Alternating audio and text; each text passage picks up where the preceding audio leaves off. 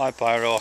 Yeah, I hear what you're saying about the the rejection of the idea of the ether and the rejection of the idea of epicycles as being, in a sense, not exactly arbitrary, but there's a way of keeping them around because they're quite useful.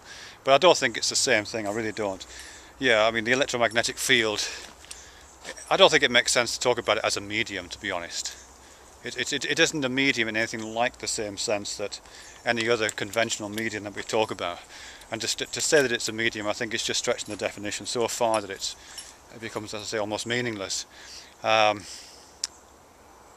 if you were to kind of apply that to will, I can't even imagine what the definition of will would be that is as different to the way that you and I and everyone else is kind of using it. And I know your use of will is a bit different, and I haven't fully grasped exactly what you mean by will yet, because you do seem to mean quite an extended range of things that I would not call will.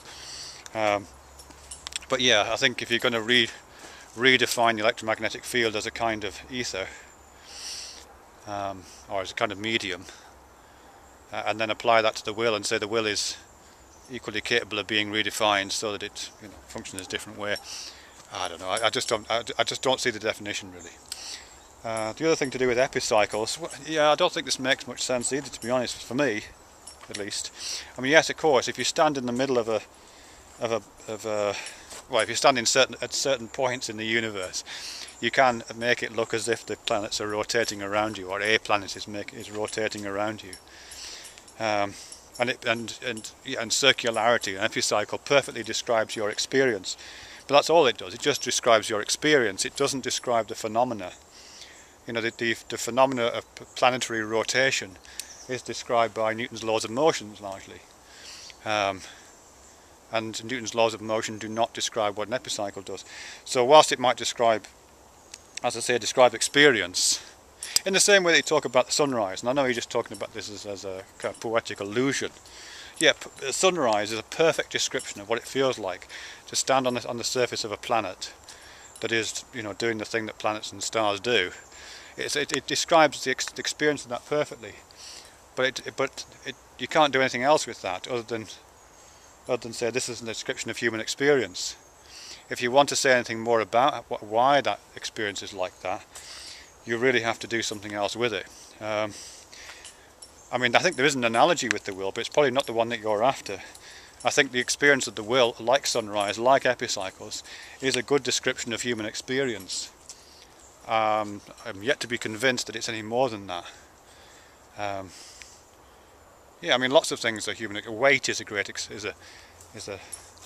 human experience. You pick up a heavy log, and that feeling that you've got in your hand of this log being heavy is a perfect descriptor of human experience. But it says absolutely nothing beyond that. To talk about other things, you would have to talk about. You have to talk about gravity and mass and all those kinds of things.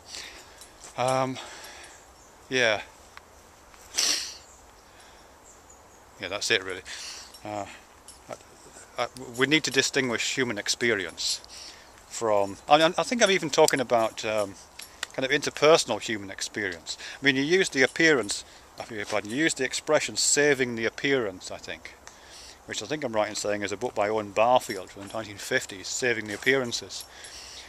And I'll have to go back and look at it. It's donkey's years since I looked at it, but I'm pretty sure he's talking about the represented and the unrepresented. And the represented is that which appears. And a lot of our experiences are collective. We all see these trees, we all see rain. You talked a lot about rainbows. We all see rainbows. What is the ontological status of the rainbow? It doesn't make sense to say it's an illusion or a hallucination.